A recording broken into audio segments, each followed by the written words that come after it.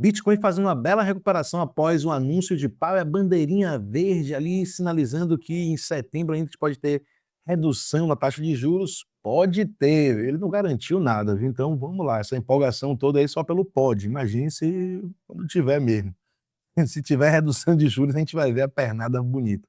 Então vamos lá, nesse vídeo a gente vai fazer uma análise mais detalhada do Bitcoin, do Ethereum, vamos olhar aqui as altcoins como um todo, também dar uma olhada como é que elas estão reagindo, olhar a dominância e também a gente vai olhar a análise de sentimento. Então, nesse vídeo, vamos ver price action, análise com as NEMAs, análise de sentimento, olhar a dominância e as altcoins. E é isso.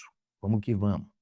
Vamos iniciar aqui, como sempre, com o Bitcoin no gráfico diário, price action, recapitulando toda essa movimentação que a gente estava acompanhando, né? A gente viu esse canal descendente, normalmente ele rompe para cima, fez um falso rompimento aqui, sim, mas ele rompeu aqui para cima, atingiu o alvo certinho desse canal, né? Então, digamos que esse canal meio que ele foi cumprido já, né? A realização dessa movimentação desse canal já foi cumprido. Então, o que foi no alvo ultrapassou um pouquinho o alvo, e esse alvo desse canal acabou que gerou um novo topo histórico para a gente aí nos 124 mil dólares. E o preço acabou voltando, devolveu esse topo histórico muito rápido, a gente fez uma correção aí de cerca de 10% do topo até esse fundo aqui, 10,19%, uma correção significativa realmente, e realmente deixou a gente numa situação meio apreensiva, eu vi não só a mim, como outros analistas, entendendo a dimensão que a gente estava aqui nessa zona, porque realmente era um suporte muito importante. Essa linha amarela aqui é o suporte que representa um topo que já foi gerado anteriormente, que foi rompido com muita força, já foi retestado, ou seja, já foi resistência a essa zona por duas vezes, né? A primeira vez não conseguiu romper, a segunda rompeu forte, depois ele virou suporte durante uma vez e agora a gente estava interagindo com ele pela segunda vez. Então, suporte realmente muito importante aqui na zona dos 111, 112 mil dólares. E se a gente viesse a perder essa zona, fechar candles aqui abaixo, a gente poderia ver o preço fazendo correções mais profundas. Mas nos 48 do segundo tempo, o Jerome abriu a boca no seu pronunciamento de hoje e ele, né, veio lá dar o ar da graça para enganar os mercados com a possibilidade de corte de juros para o mês de setembro. Tudo isso preocupado com o desemprego, a taxa de desemprego aumentando, ele tenta reduzir esses danos do desemprego com incentivando a economia, com baixando os juros. Por quê? Porque aí as pessoas pegam empréstimo, as empresas começam a crescer um pouquinho mais, começam a gerar mais emprego, e é assim que vai funcionando essa alavanca, como eu costumo dizer, é um controle de ar-condicionado, mas que o sensor está quebrado, papai. Porque isso aí é complicado. Muitos fatores influenciam na temperatura dessa inflação aí. E não todos os fatores são fatores internos. Muitos deles são fatores externos. Então isso é algo que também a gente tem que estar atento, não tem para onde correr. Voltando aqui, Bitcoin segurou um ponto muito importante, uma zona bem importante mesmo, e veio fazer uma reparação, para a gente estar agora em uma outra resistência, que é a resistência desse canal aqui. Então agora o preço já interagiu algumas vezes, né? Já foi resistência uma vez, algumas vezes o preço já tentou, né, anteriormente, até que ele rompeu, gerou o topo histórico, voltou para dentro do range, depois vira mais uma vez resistência, né?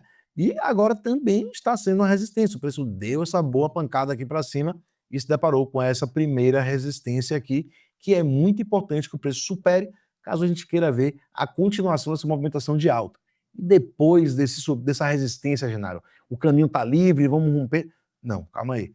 Se romper essa resistência aqui, a gente ainda tem outro ponto muito importante aqui, que seria essa outra resistência aqui, que é uma linha de tendência de alta que a gente rompeu para baixo, né? A gente já tinha segurado essa linha de tendência de alta durante um bom tempo. Todas as correções que a gente estava vendo do Bitcoin, desde aqui, da primeira vez que ela surgiu, foi em abril. Em abril, a gente viu essa linha de tendência de alta surgir. Dia 8 de abril foi a primeira vez que ela se iniciou. Depois a gente veio ter interação com ela mais uma vez no dia 23 de junho. Depois a gente teve outra interação com ela no dia 2 de agosto. E depois, no dia 17 de agosto, 18 de agosto, a gente rompeu ela para baixo, e aí a gente agora pode estar buscando um reteste nessa linha de tendência de alta. Então isso é um ponto também muito importante e um ponto de atenção também. A gente tem essa zona aqui, uma zona bem delicada de resistências, né, que o preço precisa continuar demonstrando aí força para poder interagir e romper essas zonas. Aqui, por enquanto, ele está fechando aqui pavis, né, de negação, ou seja, muita gente vendendo nessa zona. E vamos dar uma olhada por que também isso. Acho que para justificar isso aqui, a gente tem que dar uma olhada agora no curtíssimo prazo e dar uma olhada aqui na análise de sentimento. A análise de sentimento aqui no gráfico de 15 minutos, ou seja, curtíssimo prazo, só para a gente entender os dados, o que é que aconteceu aqui com essa movimentação de alta. O que é que ela gerou de dados para a gente. Então, essa movimentação de alta, essa valorização que a gente teve no Bitcoin aqui, a gente viu que foi acompanhada com grande volume, ou seja, muita gente interessada com essa movimentação. A gente viu o Open Interest subindo, não de uma maneira tão agressiva, mas sim acompanhou a movimentação. Dá para se dizer que sim acompanhou a movimentação de alta, ou seja, enquanto o preço subia, a gente teve mais aberturas de contratos e também a gente teve muita sardinha com medo de ficar para trás e comprando bastante aí. Inclusive, no meio do candle aqui, esse maior candle, a gente teve o maior pico de compras ao mercado, gerando um pico de $1 bilhão de compra ao mercado. Isso aqui, galera, quem compra mercado, está comprando de alguém. Então isso aqui é uma captação de liquidez absurda, absurda. Normalmente, quando a gente vê tamanha captação de liquidez assim, né, nesse candle aqui, a gente pode ficar, né, atento que pode vir uma correçãozinha aí depois de tamanha captação de liquidez. Claro que depois de a notícia dessa aí é meio que tudo imprevisível, mas pela análise de sentimento é o que a gente tem que estar atento, a regra é essa. Normalmente o mercado, quando capta liquidez demais em uma direção, ele retrai para buscar captação de liquidez em outras direções. E você vê, né, que só essas pequenas correções que tiveram aqui, olha a quantidade de vendas a mercado que tiveram aqui. Parece pequeno em relação a esse candle de $1 bilhão, mas são candles com 350 milhões de dólares. Ou seja, cada correçãozinha dessa aqui gerou 350 milhões de dólares de pessoas desesperadas, achando que já era uma queda infinita e vendendo no mercado. Então é isso, quem compra mercado com medo no fumo, com medo de ficar para trás, também vende com medo de ir a zero, vende muito rápido também. Então, cuidado com essas movimentações de sardinha, elas só acabam dando liquidez ao mercado. E também tivemos aqui, ó, muitas posições de short que foram estopadas e liquidadas, apesar do ratio estar em maioria de longs, né? A gente viu o ratio que estava muito alto, inclusive, dando a entender até preocupação, né? Que o preço poderia continuar a correção para captar essa liquidez, mas a notícia acabou animando os mercados, mesmo assim a gente tinha posições de short, apesar de ser minoria, mas foram estopadas e liquidadas. A gente viu aí um candle com 25 milhões e alguns outros candles aqui pequenos, menores, com 7 milhões. A gente viu que no total ali deu cerca de 50 milhões de dólares, e quem captou mais liquidez de posições de short foi o Ethereum. Isso a gente vai falar agora, falando da análise da dominância, né? Então a gente está vendo aqui que com essa, só para finalizar aqui, a gente viu que o ratio vem caindo bastante, mas ainda está em maioria de posições de long, ou seja, isso aqui é a entrada de posições de short, acreditando que a gente está no topo, vamos ficar atento aí para ver como é essa movimentação. Essa captação de liquidez foi muito grande, e isso sim é um ponto de atenção para a gente ver o preço poder corrigir um pouco antes de voltar a subir, respeitando, claro, os suportes que a gente tem importantes. E a dominância no gráfico diário, a dominância vem caindo já há alguns dias. Eu vou até botar o indicador aqui, as NIMAs, para a gente ter uma ideia de como é que tá esses padrões. Pela tabela está dando venda em todos os tempos gráficos, né? Aqui, ó, pelo diário a gente tem um padrão de baixa, o preço vem trabalhando abaixo desse padrão de baixa aqui há alguns dias já, né? E vem buscando interação com essas NIMAs coloridas, são os suportes. E aí, essa dominância ainda tem margem para cair? A verdade é que sim, temos ainda muita margem para cair, principalmente se a gente for aqui no semanal, a gente consegue ver que ainda temos uma zona uma margem grande, né, de correção para essa dominância do Bitcoin.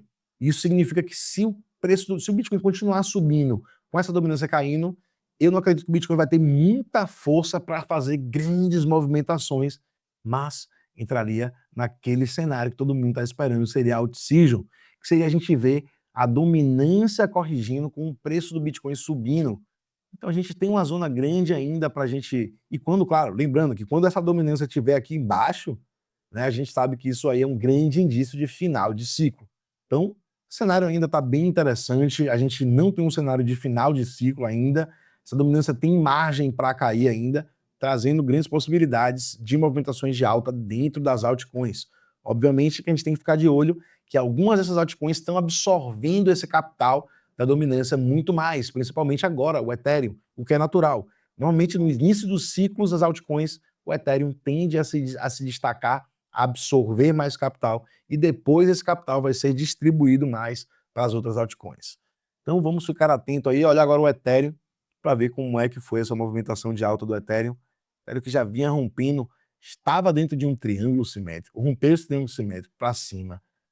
Pai, o alvo desse triângulo simétrico aqui já está colocado já e é bem longe, bem longe. A tabela das EMA dando compra em todos os tempos gráficos. Então, é isso. A Ethereum segue muito bonito aqui, porque isso aqui é semanal, né? Então, longo prazo, o Ethereum ainda tem grande chance de continuação de movimentação. Essa dominância continuar caindo, principalmente, com o Bitcoin subindo, o Ethereum pode absorver esse capital e fazer ainda grandes movimentações aí para cima. O primeiro alvo que a gente tem, que todo mundo está esperando, é esses 10k do Ethereum, então esperaram, né? E eu acho que esses 10k do Ethereum, se duvidar, vamos ver esse alvo aqui desse triângulo aqui, que eu nem lembro de cabeça. Deixa eu ver aqui no rompimento, isso é 7.800 o alvo desse triângulo aqui no semanal, então vamos lá, que não é um sonho tão impossível de acontecer não, hein, galera. Quem tá com ETH, saiba que estamos em formação, foi rompida para cima, e essa movimentação pode gerar o preço aí, pode levar o preço para essa zona aí dos 7.800. Então o Ethereum ainda segue muito bonito, segue muito forte, claro que isso aqui é o semanal, então ele pode fazer correções em tempos gráficos menores antes de continuar essa movimentação de alta. E antes da gente pensar nesses alvos todos aí lá em cima, né, também, eles têm obstáculos aqui no mais curto prazo, né, que seria o topo anterior, o último topo, né, o topo histórico, na verdade, do ETH, que é nos 4.866 mil dólares. Então temos aí muito próximo, né? Chegou a lamber esse alvo, 4.850 e tá nos 4.876, mano. O Ethereum quase rompendo o topo histórico. Acredito, mais uma pancadinha para cima, ele rompe esse topo histórico. E aí a gente vai ter o caminho aberto, né? E aí quem guia a gente nessas horas, depois de romper topo histórico, as NEMAs, que eu vou baixando tipos gráficos aqui, vou entendendo aqui no 20 horas as resistências que a gente tem acima do topo histórico. Primeira resistência das NEMAs colada com o topo histórico, mesma zona, mesmo local. Então coerente aqui com o topo histórico. Segunda resistência do ETH, 5.000 cravado, 5.097, a próxima 5.219, por aí vai. Até a gente chegar naquele alvo lá, tem um bom caminho pela frente, mas cenário bem positivo, um indicador dando compra em todos os tempos gráficos, essa movimentação. Olha só esse candle aqui que o Ethereum fez, né, de movimentação de alta, depois da notícia do Jerome. 15% no total de movimentação de alta. Um absurdo. Ou seja, essa dominância caindo ali do Bitcoin, você viu que foi plenamente absorvida aqui pelo ETH, né? Então, o Ethereum absorvendo bastante essa queda da dominância, que na verdade é transferência, né, de dinheiro, capital saindo do Bitcoin e indo em direção das altcoins.